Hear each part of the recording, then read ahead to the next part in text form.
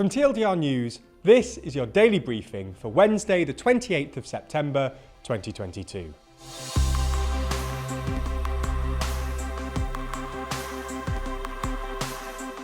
So the reason I'm dressed as George Washington today is because last week we hit 100,000 subscribers, and while I was on holiday, Jack promised I'd be in fancy dress all week, so here I am. God knows why, but you know, he promised it, and yeah, here I am.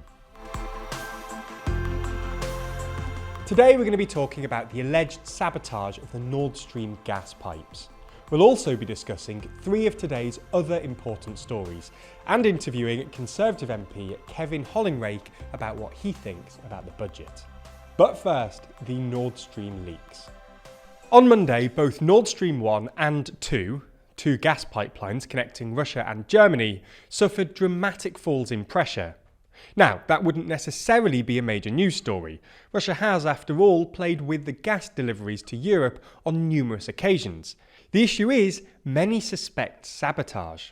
Now, it's worth pointing out off the bat that Nord Stream 2 is, quite famously, not actually open. Back in February, amid rising tensions between Europe and Russia, Germany's Chancellor Olaf Scholz formally suspended the certification process for Nord Stream 2. A prerequisite to actually using the pipeline. That being said, prior to that suspension, the pipeline had actually been filled with gas in order to pressurise and prepare it for coming online. Hence the leaks from both Nord Stream 1 and 2. Anyway, it was revealed by the German Geological Research Centre GFZ that on the same day the pipeline suffered their catastrophic declines in pressure, seismographs on a Danish island recorded two spikes.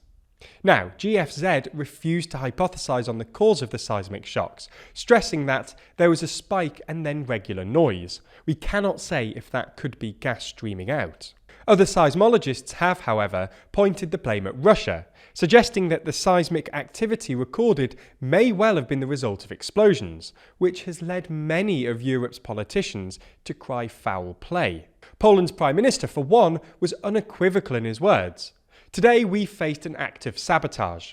We don't know all of the details of what's happened, but we see clearly that it's an act of sabotage related to the next step of the escalation of the situation in Ukraine.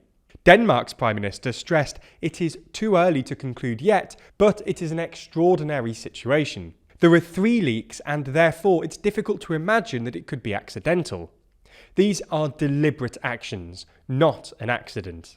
In response to the alleged sabotage, Norway announced it would be raising its emergency preparedness and that gas operators on the Norwegian continental shelf were in close contact with the Norwegian government, the police and the Norwegian armed forces. In any case, whilst all eyes are turned to Russia, it's not clear who stands to benefit from the leaks and destruction of the equipment.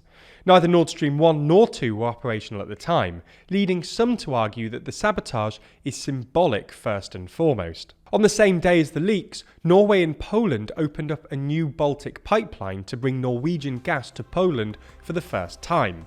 Okay, so that's the biggest story of the day, but there's a lot more going on around the world. So here's a rundown of 3 of the stories. Crown Prince Mohammed bin Salman's position as the de facto ruler of Saudi Arabia has been cemented further after his father, King Salman, issued a royal decree appointing him as the country's Prime Minister. Mohammed bin Salman, or MBS for short, will replace his 86-year-old father as Prime Minister. But the move is not really going to change the balance of power in the country.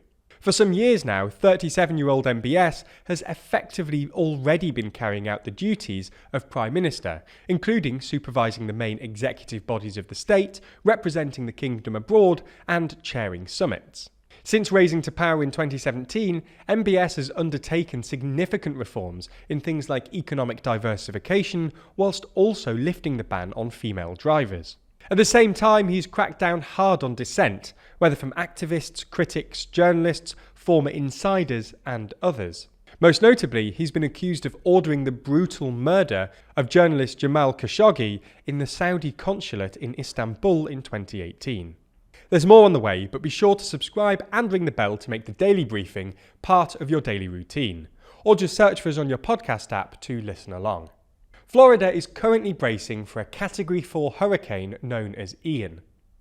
It's currently making its way through Cuba and is expected to hit the shores of the US later today. In Cuba, it's already knocked out the electrical grid, plunging the country into a blackout and leaving 11 million people without power. Specifically, it's expected to hit the Tampa Bay region later today, which is one of the most vulnerable places in the US for flooding. It's also one of Florida's most densely populated areas, meaning that there's a real fear of destruction of property and loss of life. As such, more than 2.5 million Florida residents have been evacuated, with the police going door to door in some areas. At its worst, it's expected that Hurricane Ian will reach speeds of up to 240 kilometres an hour, or 143 miles per hour. The International Monetary Fund has rebuked the UK government over its recent announcement last week of huge tax cuts and extra borrowing. The IMF's comments are without a clear precedent in regards to a major G7 country and shareholder, according to the BBC's economics editor. The IMF said the measures announced by the government will likely increase inequality. The organisation said it was closely monitoring recent economic developments in the UK and are engaged with the authorities, and added that it does not recommend large and untargeted fiscal packages at this juncture. The IMF suggested that the UK government take an early opportunity to consider more targeted support and re-evaluate the tax measures, especially those that benefit high-income earners. Among those tax measures was the abolition of the top rate of income tax, benefiting only those earning above £150,000 per year. We were lucky enough to interview Kevin Hollinrake, the Conservative MP for Thirsk and Malton. We discussed a number of things, from Friday's mini-budget to what the government can do for northern constituencies. You can see the short version of the interview on this YouTube version, but if you want to see the full interview, that can only be found on Nebula. We'd like to say a big thank you to Chamber for setting this up for us. So, on Friday, the Chancellor made a statement outlining a number of tax cuts across the board. This includes cutting income tax by 1 percentage point from 20% to 19%. While this will directly positively impact hard-working families up and down the country, some have argued that some of the other changes may not. These include scrapping the limits on bankers' bonuses, scrapping the top rate of income tax, and scrapping the rise in corporation tax. Do you personally agree with this criticism? Well, to some extent. I mean, they all have different purposes. So, you target measures that you think are going to be most beneficial to the economy. Now, you can't expect every measure that you deploy to help everybody equally, but they all have a purpose. So, in isolation, I don't have any problem at all with any individual one of the tax cuts. But I think my biggest concern is the impact on our ability to balance the books. That's the biggest difficulty here. You are effectively, I mean, we don't know the scale of this yet. It depends on energy prices going forwards, but you're talking hundreds of billions of pounds will be added to our national debt over the next few years at a time when we're already quite deep in debt. That's the number one problem I have. So we could talk about the individual measures, such as bankers' bonuses, which I think has been largely, what's the word to put it? I don't think it's right to say this is increasing the pay of bankers. It changes the way the bankers are being paid. At the moment, they have to have, because there's a cap, it doesn't mean they earn less. It means they have a much higher basic salary. And what this does is allow the payments of lower basic salaries, which many people would think that's not a bad idea, and have a higher element of performance-related pay. So that's what that's about. So we shouldn't fall for the headline in some of these measures, really. Yeah, okay, that's fair enough. So obviously, when Liz Truss was actually running in the leadership election, she said that the package of tax cuts she was going to make, she made clear that she was going to make these tax cuts. Were you surprised by the scale and the size of the tax cuts that she implemented, or that her Chancellor implemented on Friday? Yes, I was, because they weren't restricted just to the stuff she talked about through the campaign, which I think is one of the problems with the budget, is that it went further. I think lots of people could argue the rising corporation tax was unhelpful. We want a low rate of corporation tax. It isn't really, the argument for that isn't really about what companies here already will pay. They'll largely pay what they're told. What it is, if you have a low rate of corporation tax, you're much more likely to get companies who are located elsewhere or are thinking of locating somewhere to come to the UK, which has to be a good thing. So there's certain arguments for that and for the reversal of the planned rise for national insurance.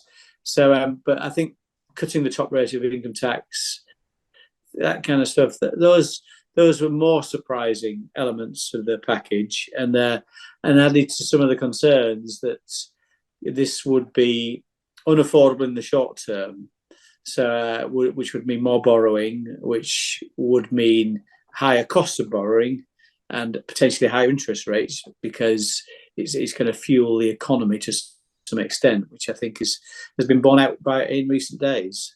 That's all we have time for on YouTube, but if you want to see our full interview with Kevin, then watch the extended ad-free edition of the Daily Briefing over on Nebula. Nebula subscribers not only get everything you've already watched ad-free, but also an extended edition of the show every single day, available to watch on Nebula or stream on your podcast app of choice. So if you want to support the channel and get a more extensive daily briefing every day, you'll want to sign up. And there's good news. Our friends at CuriosityStream, the streaming service which offers some of the best documentaries, is offering a deal whereby you can get both platforms, CuriosityStream and Nebula, for less than $15 a year. That's all the best documentaries you could want on CuriosityStream, and then more TLDR on Nebula, including the extended briefing, other full exclusive TLDR videos, and it's always ad-free. Click the link below to get both services for less than $15 a year and support the channel.